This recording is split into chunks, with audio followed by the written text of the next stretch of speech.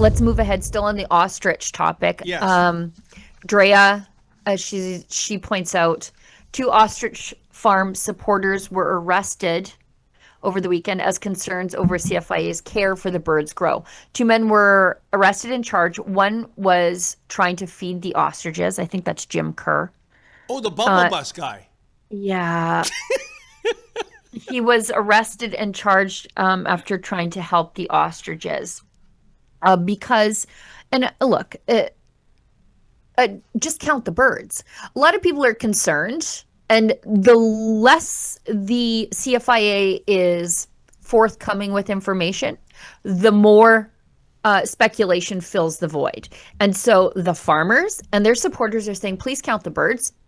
We don't think you're caring for them properly. In fact, some people are speculating that the CFIA is killing the birds. Now, I'll give you my theory. I don't know if that's true. I don't know if it's not. My theory is the CFIA would be more than happy to neglect the birds to death, and we've seen that. So that just sort of furthers their theory that, oh, look, the birds are sickly, and so they must die. So they're just sort of helping move the needle in the direction of sickly by neglecting the birds. But my view on this is the CFIA has care and control of these birds. These birds are an asset that belongs to the farmers in the same way that you would ask your financial agent to prove to you that your assets are still intact. They need to prove to these farmers that the same number of birds that they turned over to them are still there. You know, if you said to your bank, who is in care and control of your money, give me my bank statement so I can see how much money and investments I have, and the bank said no, they'd be in a world of trouble. They have a fiduciary obligation to you, and CFIA has taken control of these animals, which are an asset. They need to prove to the farmers that that asset still exists. Well, first of all, Sheila, if what you're saying is, and I want to make sure I understand what you're saying, are you telling our audience, and you've been there for several days on the site, that the CFIA would be that despicable to purposely starve the ostriches? Now, I'm not saying they're purposely starving them, but when a bird became ill, they did not allow the farmers to offer care. There's some allegations that they did not offer electrolytes properly to the bird. They would not allow the farmer's vet, because you need an exotic livestock vet who's very knowledgeable about ratites, which is this very specific kind of bird. Didn't allow them access to the bird, and then ultimately the bird died. That's unbelievable. And, this is a point I've made on a previous show, the Friday panel where you weren't there. It was actually Drea, who's been doing great work on the ground, by the way, out at that ostrich farm. What is it, Sheila, when it comes to the government and animal husbandry? In downtown Toronto, if you can believe it, we have a coyote problem. What is the city's answer? Put up signs saying, get to know your coyote neighbor. Oh, hi, Mr. Wile E. Coyote. Oh, what happened to my hand? Right? When these animals should be called, look, I love animals, but these are alpha predators where they are, especially with the absence of bears and pumas. So for the sake of the pets and little ones, we have to take care of that. Marineland, you have belugas, right? Where the park is now saying to the federal government, feed these whales or we're going to kill them, which to me, Sheila, is shocking because as I understand it, belugas are endangered. And if you have an endangered animal, you cannot cull them unless they are beyond the state of recovery. And I don't think that's the case with the belugas, the dolphins, the harbor seals, and a lot of elk, deer, and a few bears at this giant marine land and game farm park. And yet, here we have ostriches that are perfectly healthy, according to everything we know, and they're on a jihad to call them. I don't get it. Well, and the more research I do into ratites, thanks to a little bit of help from the American Ostrich Association, Ratites, specifically ostriches, are used for research they uh, because of a very specific type of immune system that they have, wherein they contract these diseases and they don't transmit the disease. They'll get the disease, they'll get sick from the disease, and then they don't transmit the disease. So doing research on them with these highly infectious diseases, it makes more sense because they don't become a disease vector, right? So the disease sort of stops with them, and then, the ones that survive develop a robust immunity, and then you study that, and then you do research on that.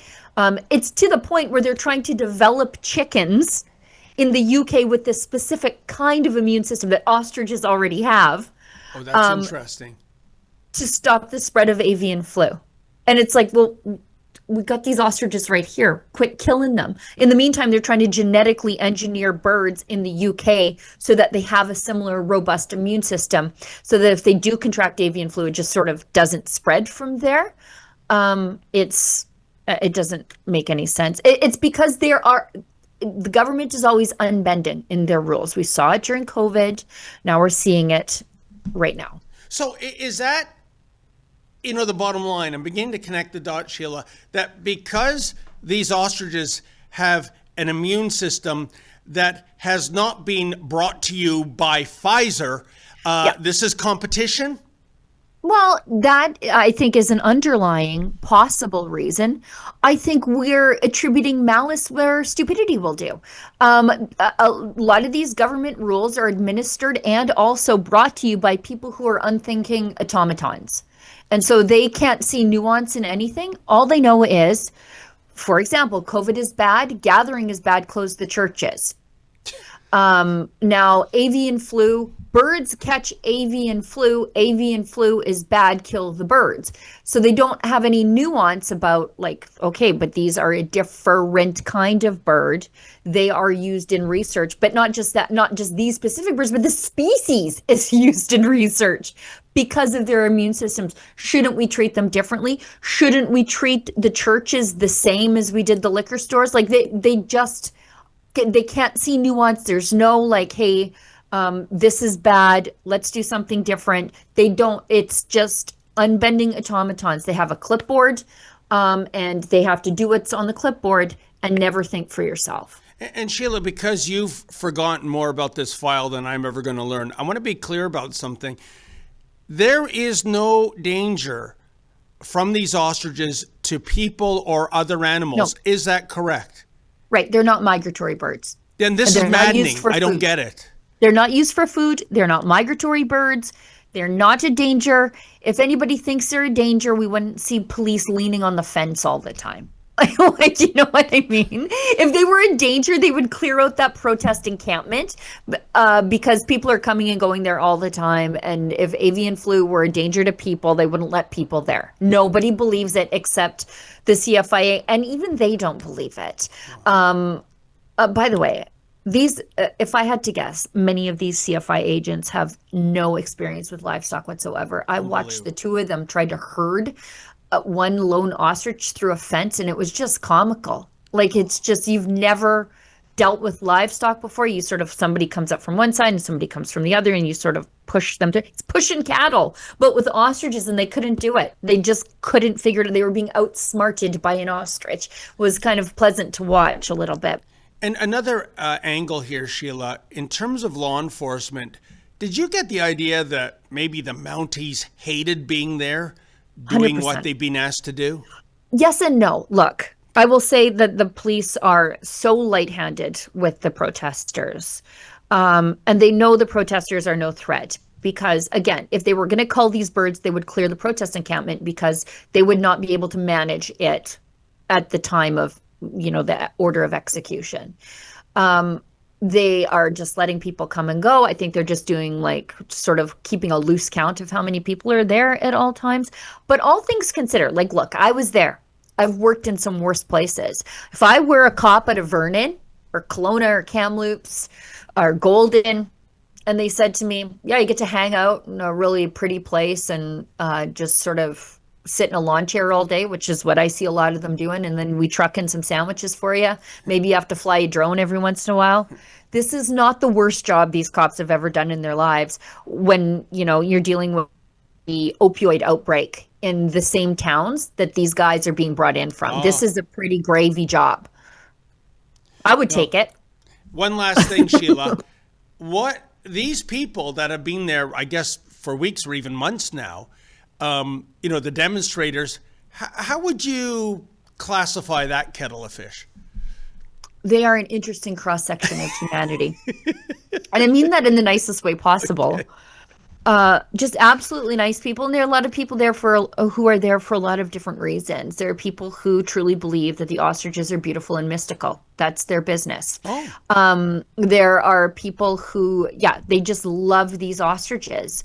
There are people like me who think they're slightly weird, but as a farmer, I believe in property rights and I believe in due process. And I think none of those things are in consideration of the government here. There are people who see this as more government overreach there, and that's why they're there. That there are people who reject big pharma, and I think there's like a strain of at least 90% of all of these causes going through a lot of the people that are there, but they are from all walks of life. There's, interesting. there's your people playing weird instruments for the birds and people who are dancing for the birds. And then there are people like me who are like, this is just unscientific lunacy, and they'll come for the cattle next.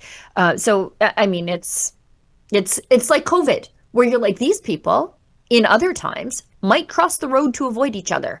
They don't seem politically aligned, but they see the government as the boogeyman here, and they are right. And so there's this strange parade that's marching, and maybe someone will get in front of it and lead it. And Sheila, unless I missed something, because maybe something got by me, I haven't seen the animal rights activists, the No, official organizations, the PETAs, the animal no. justices. I haven't seen them weigh in on this. And is there an unspoken reason why they wouldn't? Because I thought they're all Yeah. about saving animals' lives. No, David, they're not. PETA has kill shelters, Oh, I right? know that. Because they don't think that animals should be owned or possessed by people. Ah, And so they think they're better off dead than in prison at the hands of these farmers. But also, they also don't believe that animals, even in the most humane of ways, should be used in research. And I'm not talking about, testing mascara on bunnies. I'm talking about the bird lays an egg, and then you take the egg and then you use the egg for research to check for antibodies, and then you use those antibodies in a development of medicines that might save people's lives. They don't even in the most hands-off sort of manipulation of animals, they're against that. They think these birds are better off dead than in the care of these people who unbelievable. love them. But Sheila, here's the thing though. For those who are saying, well, just release them into the wild, I can't tell you how many comments we get from our Marineland stories. Just get those whales to the St. Lawrence, let them go. That is a death sentence. They've been born in captivity. They don't know how to hunt for their food. I assume it's the same thing for the ostriches, but you're telling me that for these animal rights organizations, death becomes them. That's a better alternative than being in captivity? Yeah, for the animal rights activists. And, with these whales, by the way, you can't release them into the wild. No. They are highly intelligent. They're somewhere in between like pigs and dogs and maybe even past monkeys, and people. And they don't do well released. Like, for example, the and again, I say this, I'm by no means an animal rights activist, but Keiko was the star of Free Willy and was released into the wild and never properly integrated into a pod, and ultimately died of pneumonia. He lived only for a year after he was released. They literally did Free Willy, and he was not able to survive. He just basically languished. So they need to go to a place that is familiar with the struggles of these large whales that have been held in captivity because they can't rejoin a pod. They just can't rejoin the world. Anyways. How sad. Yeah, one more thing on this topic. I'm just going to touch on it because people have been like, Sheila, what do you think about this? So I'll tell you what I think. Calgary, a petting zoo near Calgary. It's Butterfield Acres Petting Zoo.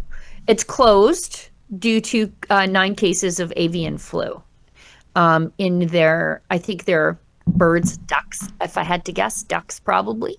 Maybe some fancy chickens, maybe some guinea hens. This is a petting zoo. As much as I'm sure the farmers really have a lot of love for their chickens and their Muscovy ducks, which are ugly but also slow moving, so kids can pet them. I find that funny somehow. It is. They're the sort of like the ones with the ugly red faces, the ducks, and sometimes they're black. They move really slow and then they're cumbersome, and so kids can sort of run up and pet them.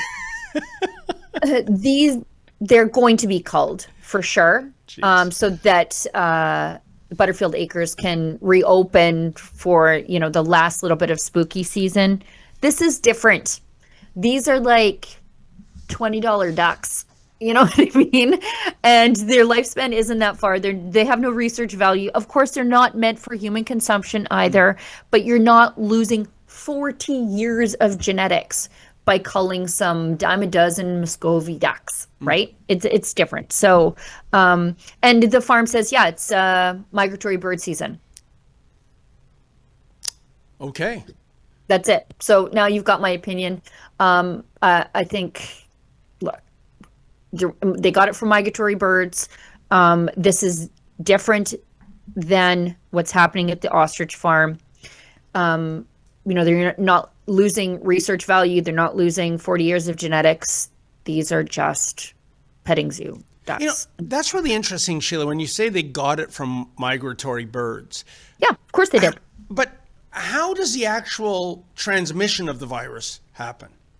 So, I think it's just the same way people catch flu, just being in close quarters. Migratory ducks will land on their little petting zoo pond, maybe have a little nibble out of their food and maybe have a little drink out of their feeder, and the transmission can happen that way. And Interesting.